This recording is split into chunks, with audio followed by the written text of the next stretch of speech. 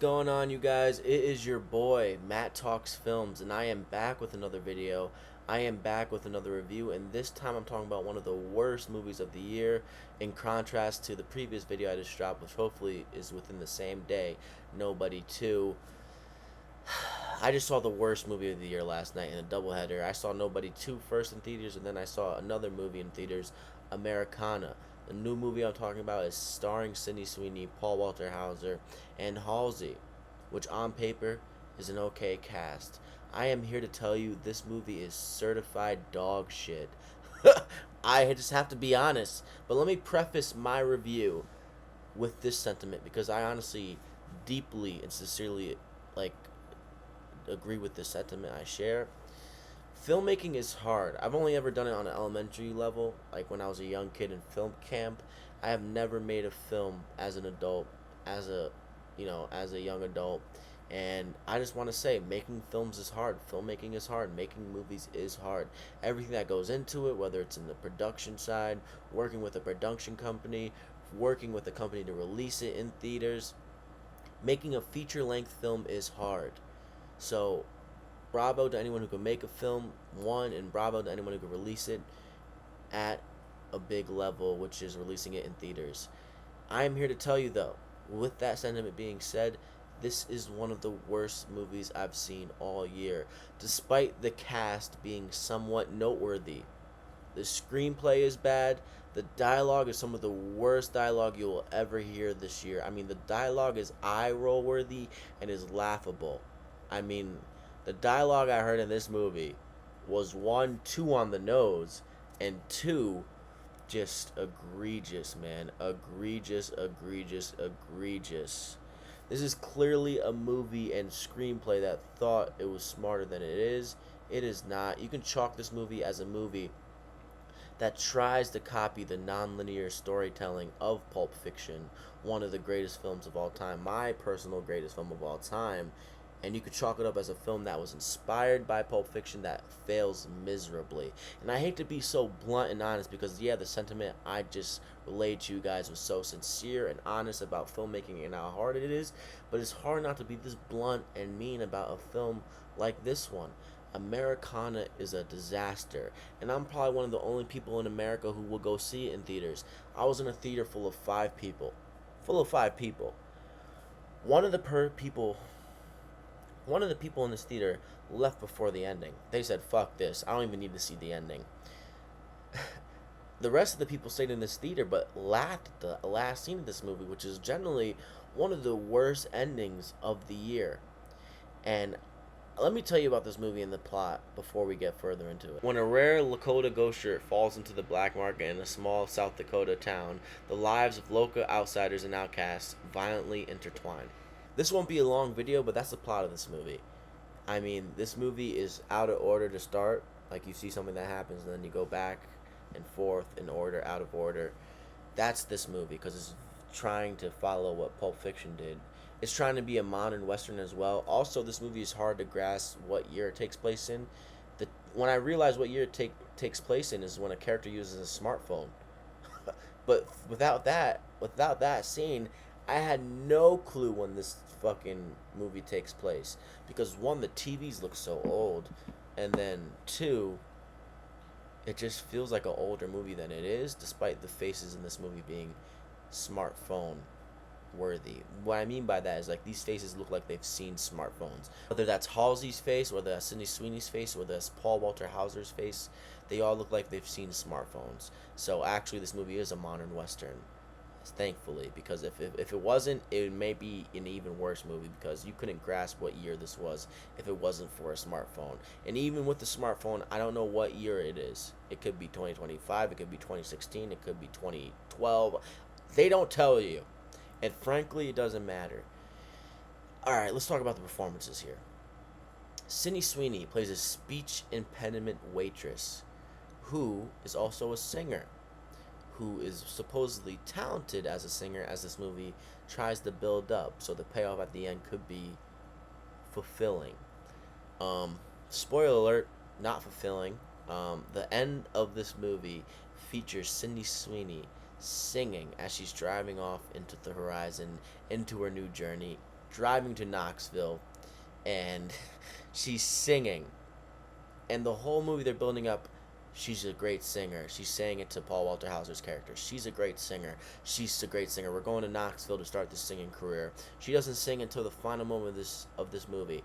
The singing is not only not great, as this movie builds it up to be, and two, it is extremely cringeworthy. Just end the fucking movie. I literally said Jesus Christ as this scene prevails. And I hate to talk loudly in the theater, but I couldn't help myself. My spirit and soul literally came out of me and said Jesus Christ as I'm watching the last scene of this movie. It's that bad. But anyway, she's a speech impediment character. She has a stuttering problem. And first of all, the only reason she has a stuttering problem is because I guess the screenwriters didn't believe a woman of her status and her nature. Because one, Sydney Sweeney is absolutely beautiful. She is fantastic. She has this great cinematic presence. The screenwriters didn't believe her and Paul Walter Hauser's relationship, quote unquote, would be believable if she didn't have a speech impediment and a stuttering problem. There is even a line of dialogue said by Paul Walter Hauser's character saying, "You wouldn't be interested in me if it wasn't for your stuttering or speech impediment." They even go that length to describe what the thought process of this speech impediment was. But ultimately, there is no need for this speech impediment in this movie. You could have just done the relationship as it was, because honestly, Paul Walter Hauser is this warmth guy, despite not being traditionally quote unquote attractive. He is still this guy that could have maybe pulled off this warmthness that he could have provided to Sydney Sweeney's character. But even though Sydney Sweeney has a speech impediment, she is still too attractive for Paul Walter Hauser. So it's like, why the fuck did you make her have a speech impediment if she's still too attractive to be in a relationship with Paul Walter Hauser? And two, why even do the speech impediment? Just have the relationship as it is, because one, Sydney Sweeney does not have a speech impediment, and two, maybe they could have fucking pulled it off regularly. That's a clusterfuck. This character trait that she has in the plot line that one is stupid as fuck, and it didn't need to be needed at all. It just didn't need to be needed. It is egregious, man, and I use that word a lot in my videos, but I use this in a bad way. Her having a speech impediment is useless, egregious, and honestly one of the weirdest character traits I've seen in any movie all year. One, she's too attractive for Paul Walter Hauser, but that could have worked. It could have worked. We've seen it done with like Julia Louis-Dreyfus and James Gandolfini, and that turned out great. This could have worked out without her having a speech impediment, and her singing is not as great as this movie builds it up to be, and the ending is laughable and bad. But ultimately, Sydney Sweeney is actually good with her speech impediment. Like, she actually gives a good enough performance. As someone who doesn't have a speech impediment in real life, she gives a good performance as a stuttering waitress who wants to leave this town, and she wants to get out of this house with her mother, who's brutally making fun of her because of her speech impediment, and she wants to pursue greater aspirations and greater dreams. And that is relatable, and that's a character to root for. And she actually gives a good performance. If the character wasn't written so badly, if the speech impediment wasn't so useless, then this character is actually a good performance by Sydney Sweeney. But the character being written so badly and the speech impediment being used and being written into the script because it has to be believable for Paul Walter Hauser and Sydney Sweeney's character's relationship is bullshit and honestly egregiously bad. And I didn't believe the relationship, whether Sydney Sweeney had a speech impediment or whether she didn't. So even though Sydney Sweeney gives a good performance here, that speech impediment is useless, and that relationship is not believable, and the love interest is not believable. There's a scene at the end of this movie where Paul Walter Hauser is dying, and I hate to spoil it, but no one's gonna see this movie, so who gives a fuck? Hopefully you're watching this video though. They're having this conversation in this car after they drive away with the money from the shirt, and it's just the most forced thing ever. Because Paul Walter Hauser's character is this boring guy who works in South Dakota, who, you know, has a nice house, who works for a living, and he wants love so badly. Every new person and love interest he meets in his life, he proposes to them on the third or fourth date. He's had like 4 to 5 marriage proposals this year, which is funny, honestly. And that's when the start of this movie, that's where I'm like kind of interested. I'm like, okay, these are good characters, all right? Whether they're written badly or not, the depth and the character traits of these characters are good, but the whole speech impediment thing is just throws me off. It just didn't work for me. The relationship didn't work for me, and that's one of the biggest problems in this movie is the relationship between Paul Walter Hauser and Sydney Sweeney. Sydney Sweeney is beautiful. She's also a great actress. It just is not believable here. Paul Walter Hauser is actually a good actor as well. He is not good in this movie. This flat out. As this movie progresses, he is not good, and that's basically because of the writing of this movie. Another performance I want to talk about is Halsey. Halsey is just starting this new acting career of hers, and she is really good in this movie. Except this movie around her is shit. This movie around her is shit, and that's a shame because Halsey is really good in this movie. It's her best performance of her early career, and this movie is shit. It's horseshit, this movie. Her character's interesting. She's a mother. She's dating this asshole who steals his shirt. She takes the shirt so she can have all this money, so she can live this life with her son, and she can hopefully free her mothers and sisters of this household that is hell. She comes from a household that is traditional and severely Christian. Her father is this Christian dude who's weird, who has all these people guarding his house. He's severely traditional. He is super old in his sense of thinking. He basically, watch out for this word, sluts out his wife and his kids to any man who comes to his house, giving him money.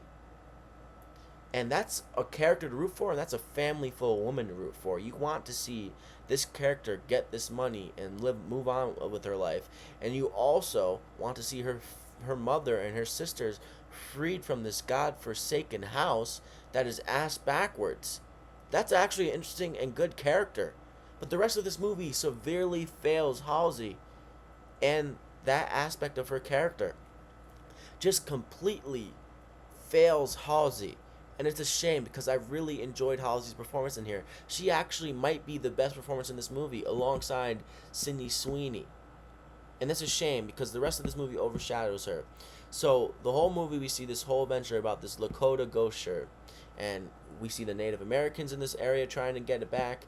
We see Sydney Sweeney's character try to get it back. And we see Halsey's character trying to get it back. We also see Simon Rex, who's this, famous artifact guy who has this museum, who wants to buy it for himself so he can put it in his museum.